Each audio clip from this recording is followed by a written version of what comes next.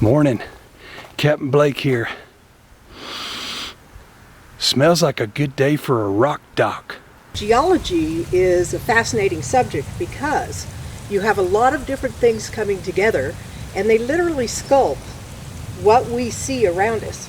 Scientists use deductive reasoning. They pick a scope.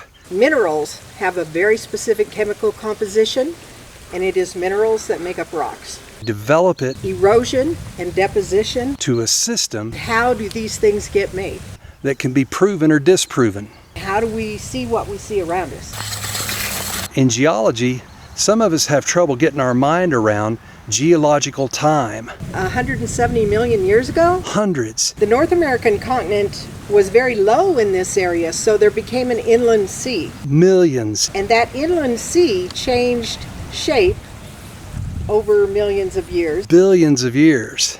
And in fact, there are some places in New Mexico you can find the beach, and they have figured out it was at least 20 to 22 times that sea came up to that area and left. So here in Ruidoso, you can find limestones, all types of sandstones. Just everywhere around the state of New Mexico, there's tons of sand, lots of sandstone, lots of mudstones, different things that you would see. Limestone only forms under an ocean, and it's made up of the shells of organisms that lived in the ocean. 30 million years ago, plate tectonics kicked in, if you will, and as it came in, the Pacific plate starts subducting under the North American plate, but it comes at a very shallow angle. And because of that shallow angle, it started to push up what we call the Rocky Mountains today. Those Rocky Mountains have disposed of the sea, the inland sea, because they pushed up. There's no more sea. But everywhere we look in New Mexico, we find evidence of that sea. I say if that blows your mind, try time dilation. Today we're going to look at tectonics. Convergent.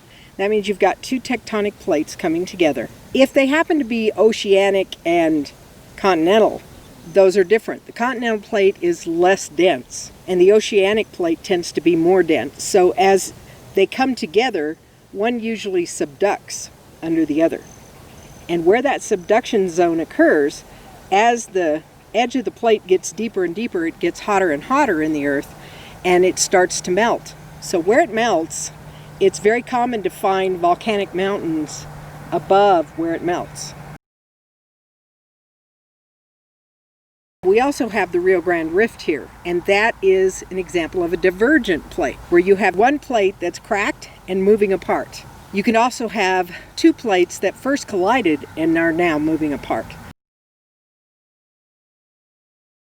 Transform areas, you've got one moving one direction and the other is moving the opposite direction.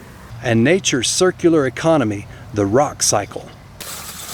If you think about what happens with the volcanics, once they get above the surface or get exposed in any way, then they start to erode. They start to get broken down. And as they break down, that's going to form sands and dirt and different things. As these rocks cycle, they can go from one to the other. If a rock is buried and becomes metamorphosed, the other thing that can happen is it can get melted, just like we talked about at the beginning. That melting creates the volcanics. So the rocks are all related. The thing that blows me away is everything is always moving. Some things fast, some things very slow. The result? Mass wasting.